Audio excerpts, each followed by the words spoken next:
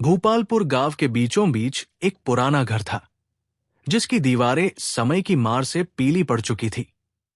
इसी घर में रहता था भूषण, जो गांव के हर व्यक्ति के लिए एक जाना पहचाना नाम था। कोई भी ऐसा व्यक्ति नहीं था जो ब्याज पर रुपए उधार देने वाले भूषण को न जानता हो।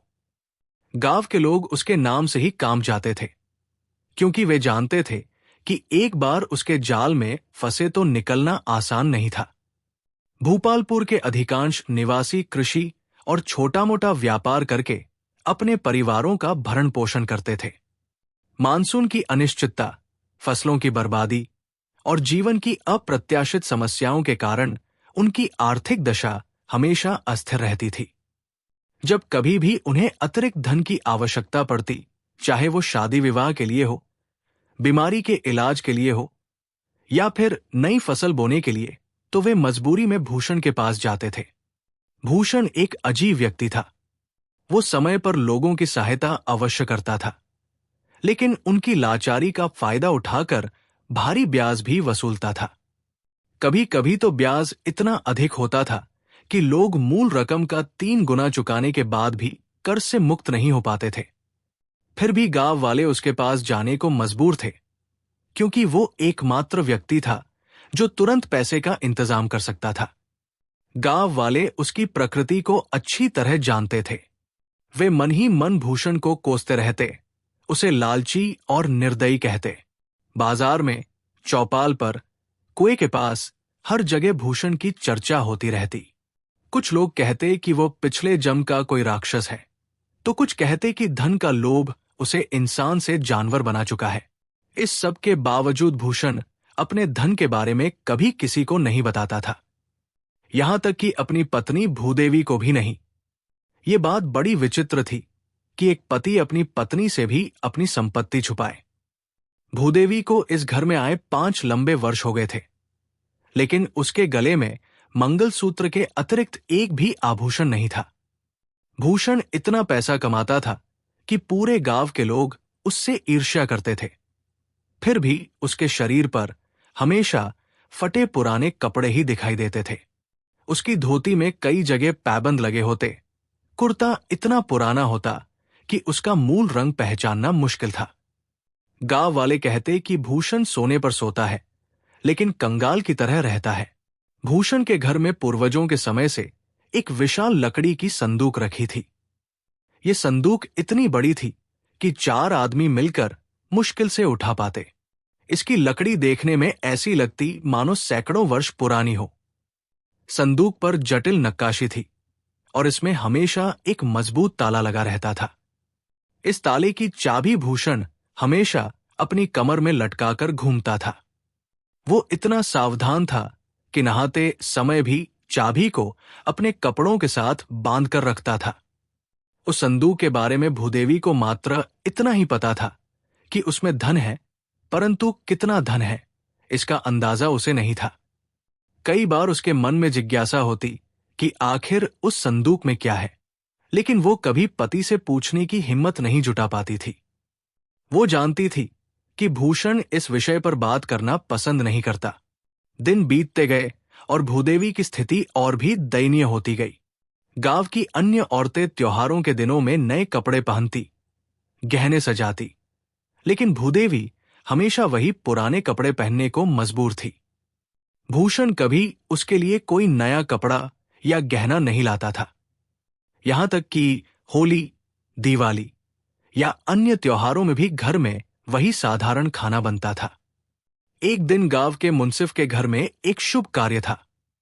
किसी की पुत्री का मुंडन संस्कार था। भूदेवी भी वहां गई थी। मुंसिफ का घर गांव के धनी लोगों में से था, इसलिए वहां अच्छे खाने पीने का इंतजाम था। गांव की तमाम औरतें अपने बेहतरीन कपड़ों और गहनों में सजी हुई आई थी। भूदेवी एक कोने में चुपचाप बैठी थी जब उसने सुना कि कुछ औरतें उसके बारे में बात कर रही हैं। वे आपस में फुसफुसा रही थी।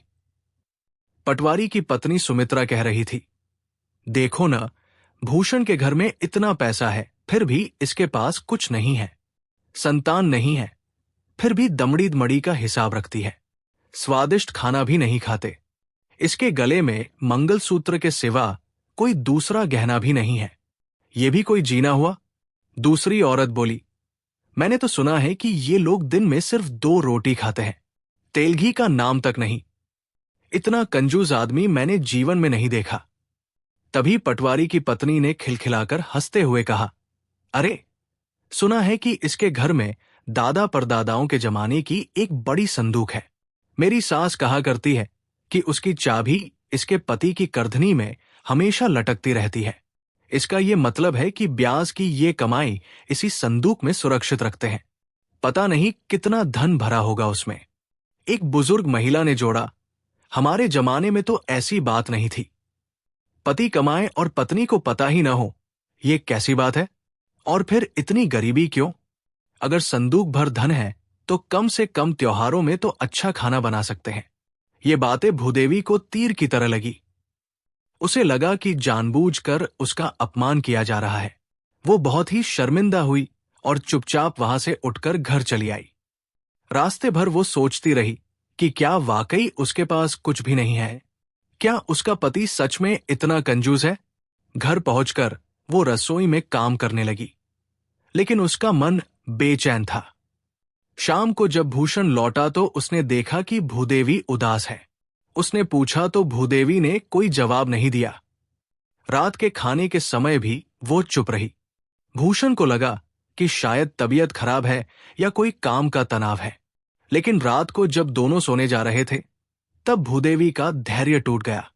उसने दृढ़ता से कहा, सुनिए, मैं आज ही जानना चाहती हूं कि उस संदूक में क्या है। मुझे इसी क्षण मालूम होना चाहिए कि इस संदूक में कितना धन है। यदि आपने बताने से इनकार कर दिया तो मैं किसी कुएं में गिरकर आत्महत्या कर लूंगी। भूषण ने अपनी पत्नी की आंखों में गंभीरता देखी।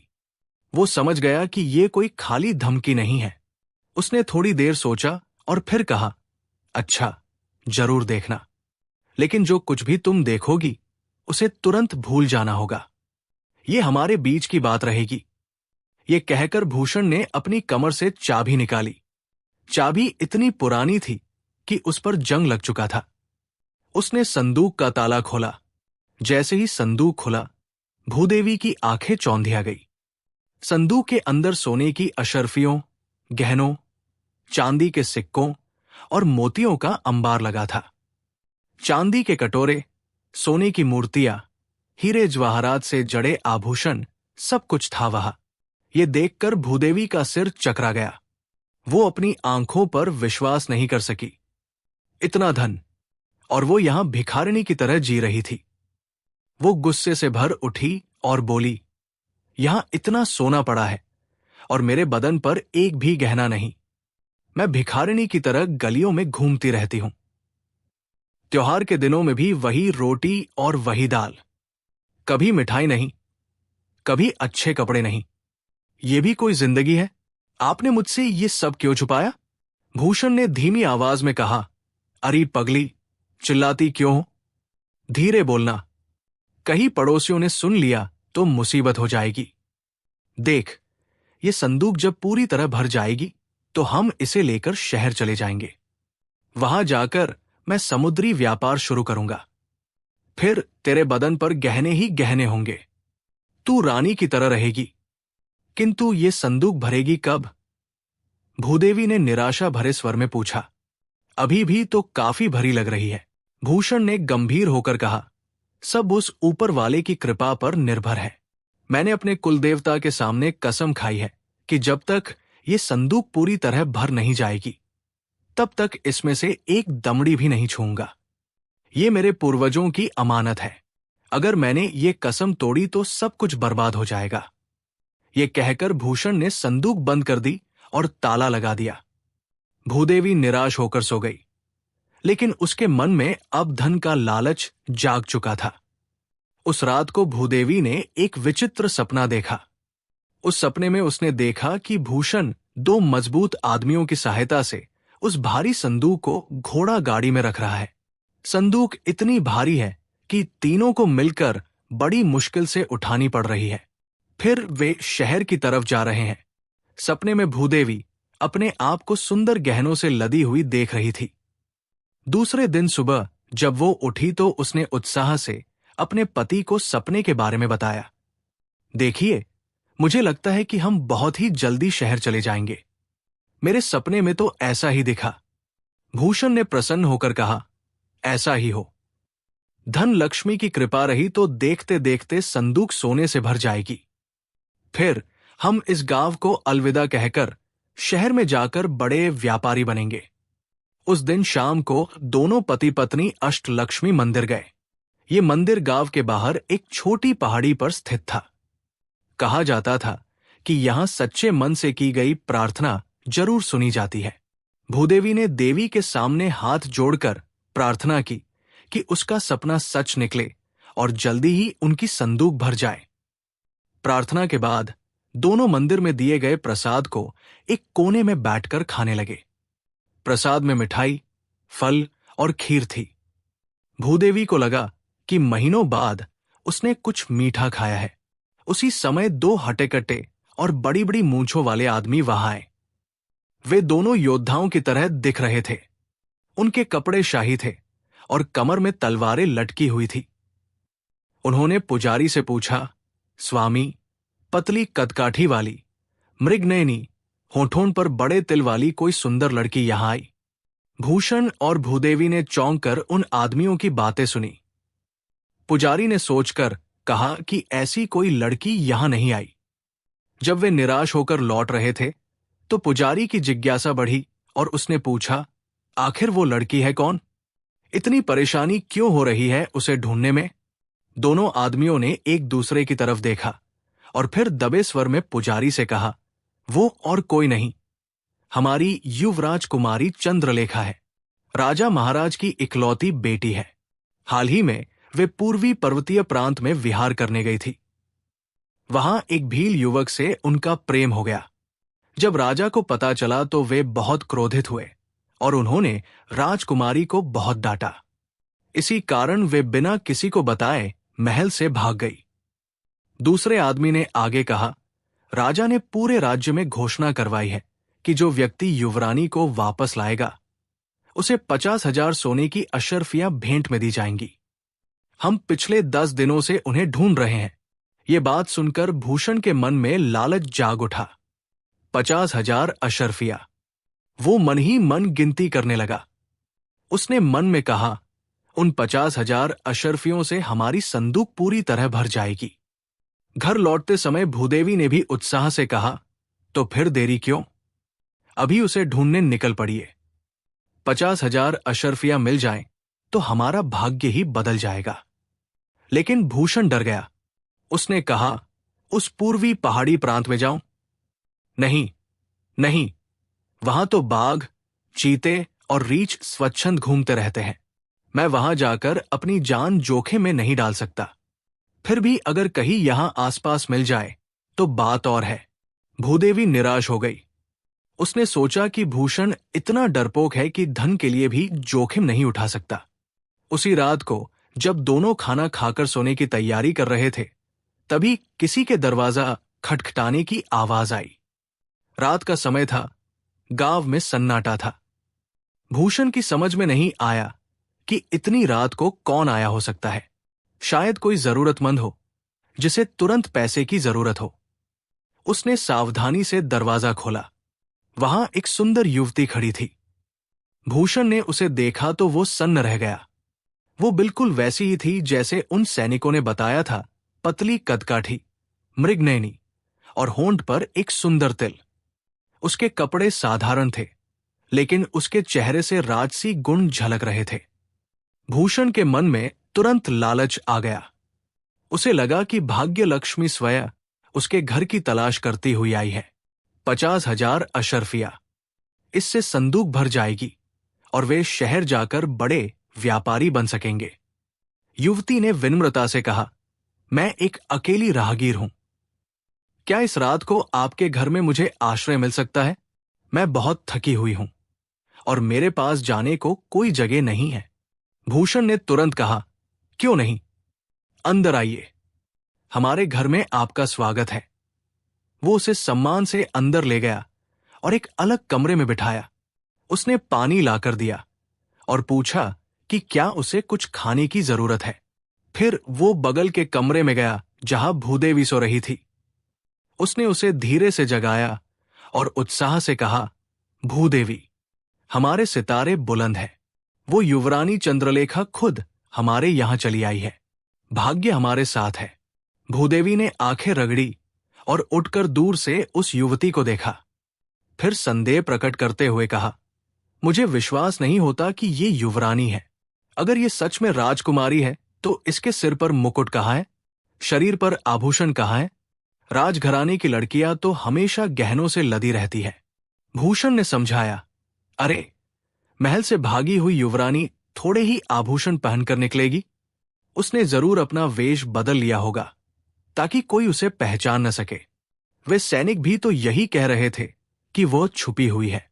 भूषण ने आगे कहा, मैं अभी घोड़ा गाड़ी में निकलता हूं और राजधानी जाकर राजा को सूचित करके सैनिकों सहित वापस आऊंगा। कल रात तक हमारी संदूक सोने से भर जाएगी। फिर हम शहर जाकर नई जिंदगी शुरू करेंगे। ये कहकर वो उसी क्षण घोड़ा गाड़ी का इंतजाम करके राजधानी के लिए निकल पड़ा। रास्ते में वह सोचता रहा कि कैसे राजा उसे इनाम देंगे और वो गांव का सबसे धनी व्यक्ति बन जाएगा। लेकिन घोड़ा गाड़ी आधी दूरी तक भी नहीं गई थी कि रुक गई। आगे बहुत सी गाड़ियां और बैलगाड़ियां रुकी हुई थी। पता चला कि मुख्य नदी में अचानक बाढ़ आ गई है। पिछले दिनों की लगातार बारिश के कारण नदी का पानी सड़क पर बह रहा था।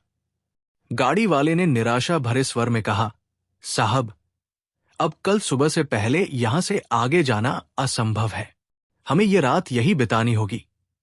यह सुनकर भूषण को लगा मानो उसके सिर पर बिजली गिरी हो। उसका चेहरा पीला पड़ गया। सुबह तक वो घर नहीं लौटेगा तो शायद युवरानी घर से चली जाएगी। फिर उसे कैसे पता चलेगा कि वो कहाँ गई? उसके मन में एक विचार आया, वापस लौटना चाहिए और युवरानी के कमरे को बाहर से ताला लगा देना चाहिए ताकि वो भाग न सके। भूषण ने गाड़ी वाले से कहा, मुझे तुरंत वापस ले चलो, बहुत जरूरी काम है। गाड़ी वाला पहले तो मना करता रहा, लेकिन जब भूषण ने अतिरिक्त पैसे देने का वादा किया तो वो मान गया। रात के अंधेरे में भूषण गाड़ी में वापस लौटा। रास्ते भर वो सोचता रहा कि कहीं युवरानी भाग तो नहीं गई। अगर ऐसा हुआ तो उसके 50,000 अशर्फियों का सपना टूट जाएगा। जब वो अपने घर पहुंचा तो देखा कि घर के दरवाजे खुले हैं। ये देखकर उसकी घबराहट और बढ़ गई। वो तेजी से अंदर गया। उसने देखा कि एक कमरा बाहर से बंद है और अंदर से भूदेवी के चीखने चिल्लाने की आवाज आ रही है। वो हाहाकार मचा रही थी और मदद के लिए पुकार रही थी। भूषण का दिल जोर से धड़कने लगा। उसने तुरंत दरवाजा खोला तो देखा कि भूदेवी रस्सियों से कसकर बंधी हुई है। उसका मुंह भी कपड़े से बंधा हुआ था। उसने तुरंत उसे रस्सियों से मुक्त किया। भूदेवी रो रही थी और डर से कांप रही थी। भूषण ने आतुरता भरे स्वर में पूछा, युवरानी कहाँ है? क्या हुआ? तुम इस हालत में कैसे हो? भूदेवी ने सांस लेते हुए कहा, वो कोई युवरानी नहीं है, वो चोरों की रानी है। मैं थोड़ी देर के लिए झपकी ले रही थी तो उसने चुपके से जाकर दरवाजा खोला। मंदिर में जिन 2 हट्टे-कट्टे और बड़ी बड़ी मूंछ वाले आदमियों को हमने देखा था, वे ही अंदर आए। लगता है वे सब मिलकर हमारी संदूक के बारे में पहले से ही सब कुछ जानते थे। भूदेवी ने रुक रुक कर बताया, वे तीनों मिलकर अंदर आए। मैंने चीखने की कोशिश की तो उन्होंने मुझे रस्सियों से बांध दिया। फिर उस संदूक को उठाकर ले गए। वो इतनी भारी थी कि तीनों को मिलकर उठाना पड़ा। जाते समय वो लड़की हंस रही थी और कह रही थी कि कैसे उसने तुम्हें बेवकूफ बनाया। पत्नी की बातें सुनते ही भूषण का सारा शरीर ढीला पड़ गया। वो सिर को पीटते हुए जमीन पर बैठ गया। उसकी सारी दुनिया उजड़ गई थी। वर्षों की मेहनत, सालों की कमाई, पूर्वजों की संपत्ति, सब कुछ एक ही रात में चला गया। वो रोते हुए कहने लगा, मैं कितना मूर्ख था। मैंने एक अजनबी पर भरोसा किया। मेरे लालच ने मुझे अंधा बना दिया। अब क्या होगा हमारा? इस उम्र में फिर से शुरुआत कैसे करूंगा? भूदेवी ने उसके पास जाकर उसे पानी पिलाया। फिर धीरे से कहा, इतना दुखी क्यों होते हो? देखिए, इतनी बड़ी संदूकें होते हुए भी हमने तो गरीबी से भरी जिंदगी ही बिताई, कभी उस धन का उपयोग किया ही नहीं। तो अब यही समझकर शांत जीवन बिताएं कि वो संदूक अब भी अपने ही घर में है। हमारे पास जो कुछ भी था वो हमारे काम कभी नहीं आया, इसके सिवा कोई दूसरा चारा भी तो नहीं है। भूषण ने आंसू भरी आंखों से भूदेवी को देखा। उसे महसूस हुआ कि उसकी पत्नी कितनी समझदार और धैर्यवान है। इतनी बड़ी क्षति के बाद भी वो उसे तसल्ली दे रही है। उसने कहा, भूदेवी, तुम सच में प्राचीन काल की स्त्रियों की तरह पतिव्रता हो। तुमने ये तो नहीं कहा कि अब इस घर में रखा ही क्या है, मैं मायके चली जाऊंगी। दूसरी जगह होता तो पत्नी पति को ही दोषी ठहराती, लेकिन तुम मुझे सांत्वना दे रही हो। तुम्हारी बातों से तुम्हारा अच्छा और सच्चा मन झलकता है। तुम्हारी तारीफ जितनी भी करूं कम है। भूषण ने अपनी गलती का एहसास करते हुए कहा, अब मैं समझ गया हूं कि सिर्फ धन जोड़ना ही जिंदगी नहीं है। हमने इतना धन होते हुए भी कभी खुशी से नहीं जिया। तुम निश्चिंत रहो, अब से मैं अलग तरीके से काम करूंगा। जितनी रकम हमें लोगों से वसूल करनी है वो वसूल करूंगा। फिर उन पैसों से कपड़ों की दुकान खोलूंगा। 1-2 सालों में लाखों कमाऊंगा। लेकिन इस बार वो धन तुम्हारे लिए होगा, हमारी खुशी के लिए होगा। भूदेवी ने थोड़ी चिंता से पूछा, उन लाखों अशर्फियों को सुरक्षित रखने के लिए क्या फिर से बड़ी संदूक भी खरीदेंगे? कहीं वही गलती तो नहीं दोहराएंगे? भूषण ने दृढ़ता से कहा, नहीं, बिल्कुल नहीं। अब ऐसी संदूकों का जमाना गुजर गया। धन छुपाने से कोई फायदा नहीं। जो कमाएंगे उसी में आराम से रहेंगे, जीवन का आनंद लेंगे।